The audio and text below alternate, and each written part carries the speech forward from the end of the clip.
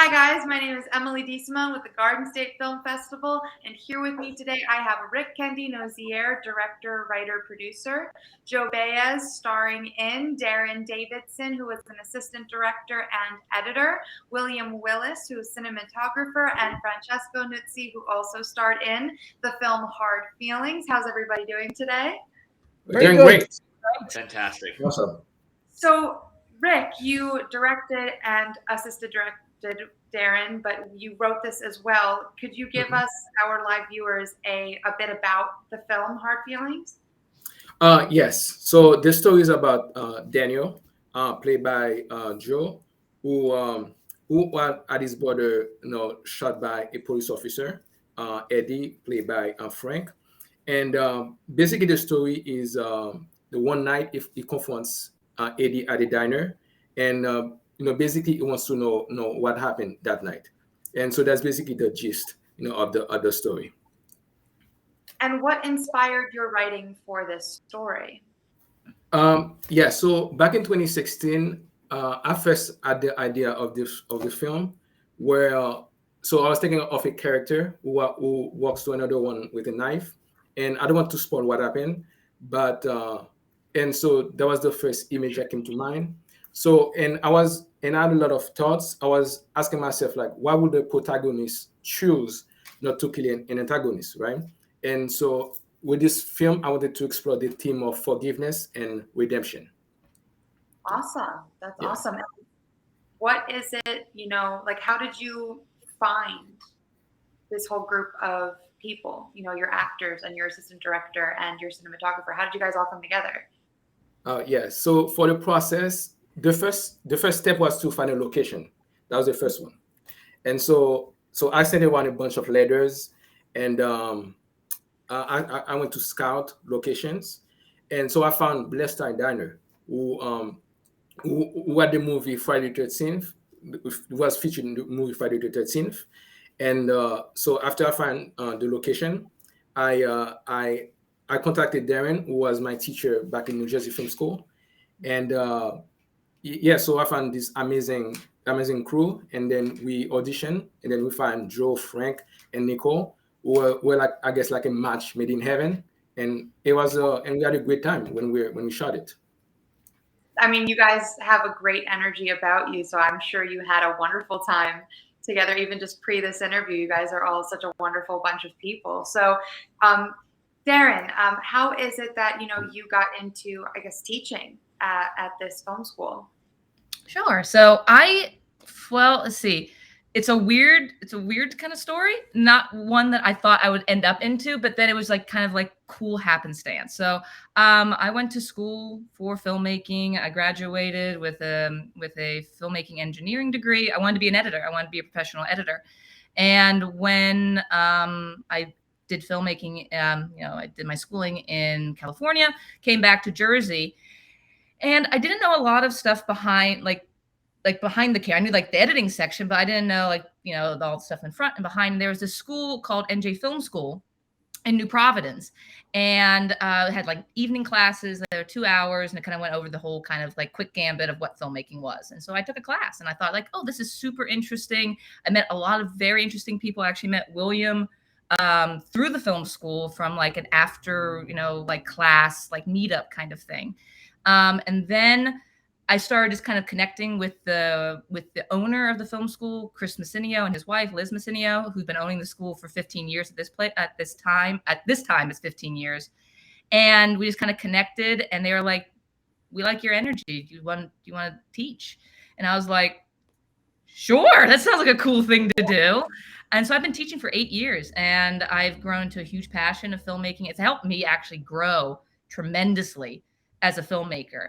I now do directing, assistant directing a lot more. I actually love assistant directing. I've done camera, I've done lighting, gaffing, grips. I've acted, done sound, done a whole bunch of stuff, and it's just grown me tremendously as a filmmaker to then pass that on to everybody. I've been teaching fifth graders through 12th graders for 8 years, and it's ended up, I met so many amazing people. I actually met Rick through the school.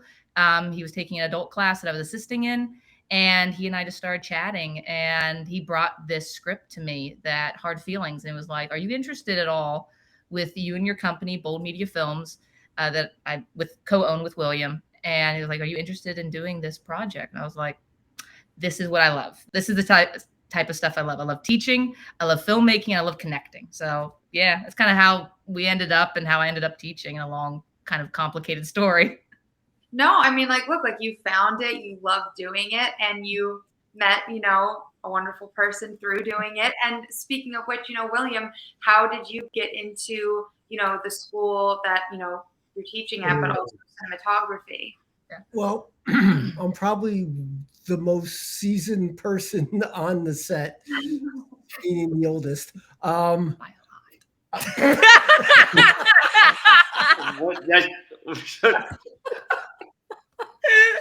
William just turned 60, right? He just turned 60. Oh my He God. turned 60. It's his birthday weekend. Yeah, my walker, Oh, my cane is on Happy order. birthday. Thank you. I actually started getting interested in filmmaking back in high school, when all the dinosaurs were walking around. And I didn't really start working on films till probably about 25 years ago. And I started making a bunch of shorts. Then I made a feature. Then I did some more things on my own. Then I made another feature. Then I went to the film school and decided I should probably learn a little bit more, because some of my features weren't that good. Neither were my shorts. And I got really interested in behind the camera.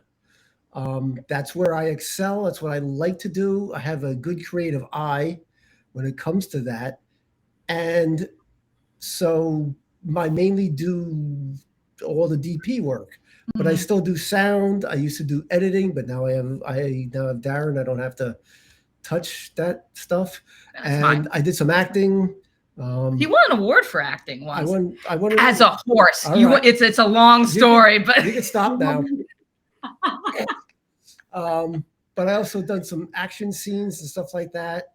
And then, after I was at the film school for a while, I decided to start up a little club just to get some people interested in filmmaking. Because normally when somebody goes to the school and they do filmmaking, they don't have any place to go to keep on doing it.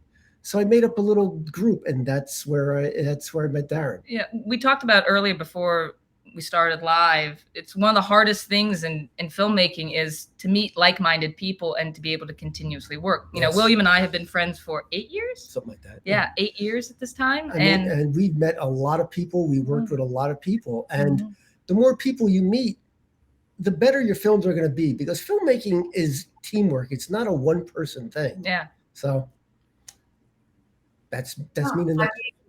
That's awesome. You guys, two of you making fun of each other's too much. I can't take it.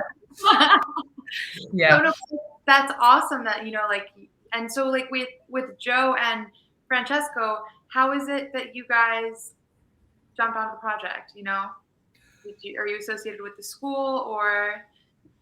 How did we get? No, it was Joe and Frank. It's Joe and Frank. Joe, did you want to go first?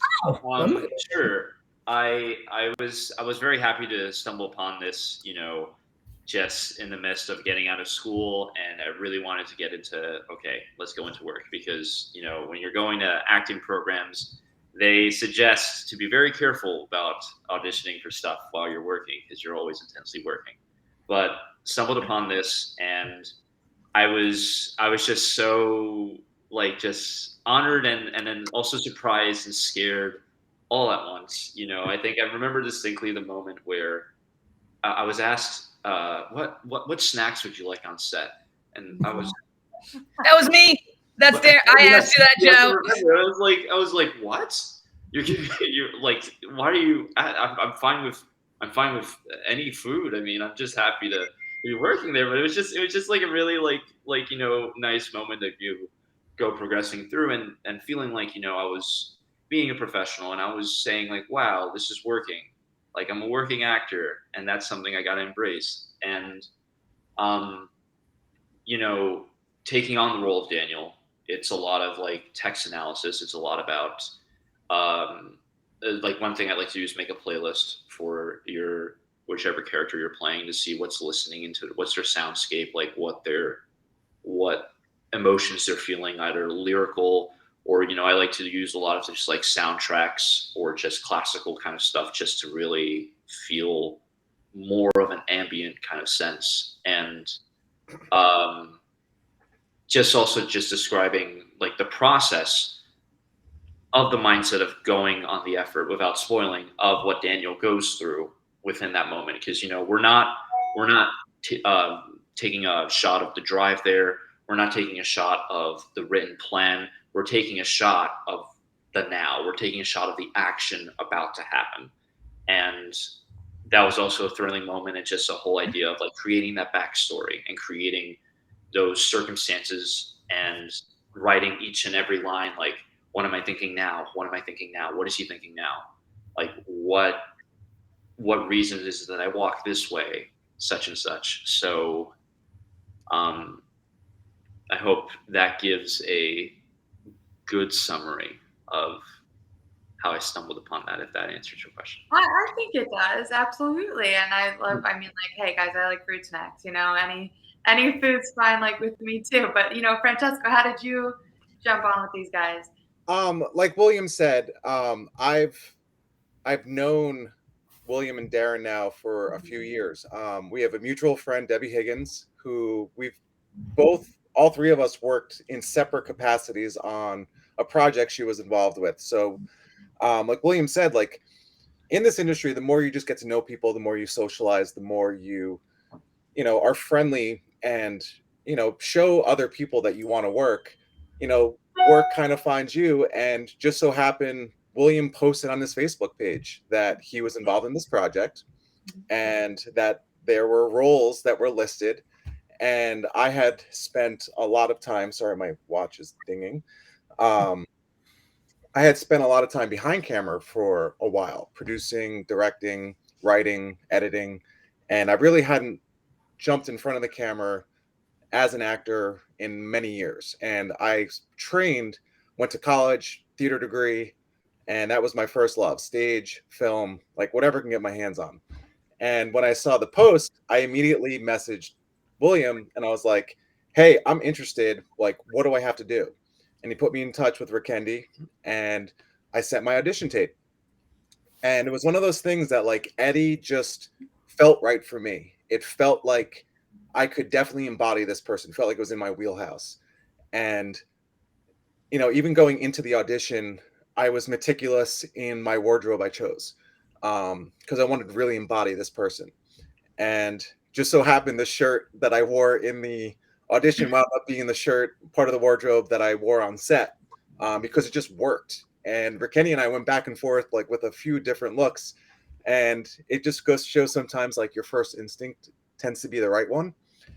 And from there, I got the email, the welcome from Rikendi to the set, and then I got to catch up with William and Darren in person, and it was exciting because it was the first time like post-COVID that I was on set, so it was a little nervous, but just to have good people around. And at the funny story before I close this out, we're at the table read, and I keep looking at Joe Baez, and I'm like, this guy looks familiar, and I can't place it. I'm like, I know where. I'm like, I don't know. I must be losing my mind. So I go home that night, and I look up Joe on Facebook. I'm like, I'm going to friend him because now we're on a project together, and I wanted to run lines. And I found him, and I was like, I do know him. My nephew and Joe worked together in a production of Beauty and the Beast, right, Joe? Was it Beauty and the Beast? Yes, and then it was at the Bergen Performing Arts Center. Yep. Yeah. And it was one of those serendipitous moments that I was like, okay, this is all going to work. Because like Rikendi was great. Darren and Bill were great.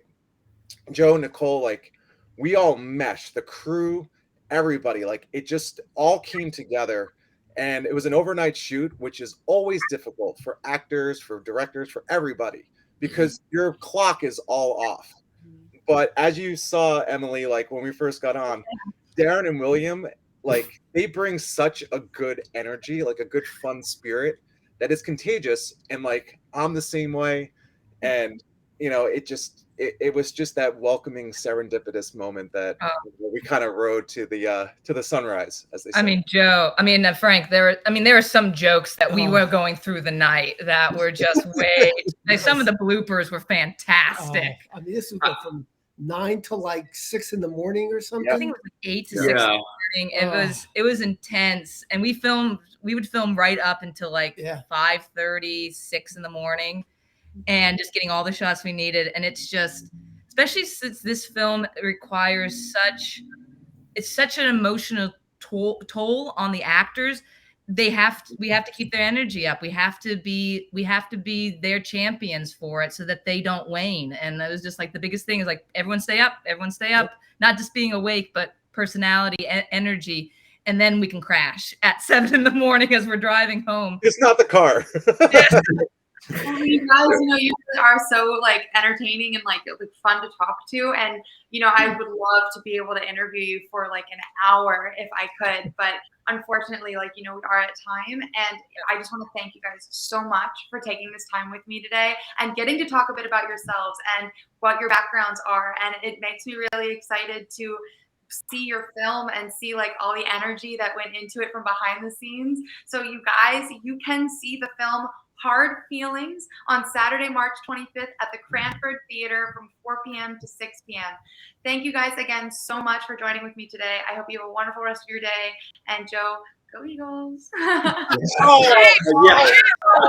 This is the put it. No. Chiefs. I got it. Bye, Emily. Bye, everyone. Good seeing you. Bye. Thank you so very much, guys. Take care. Bye.